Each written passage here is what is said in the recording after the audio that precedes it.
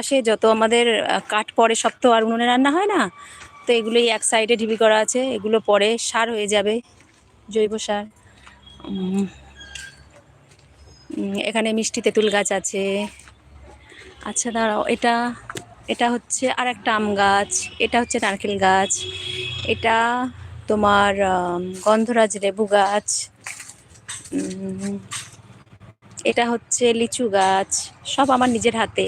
এটা কাঁঠাল গাছ, কাঁঠাল গাছটা 4 বছরের, জানো, 4 বছরে এরকম গ্রোথ নিয়েছে। ওই নিচে থেকে দেখো একদম পুকুরের একদম কোল ধরে ওখান থেকেও নারকেল গাছ বসিয়েছি।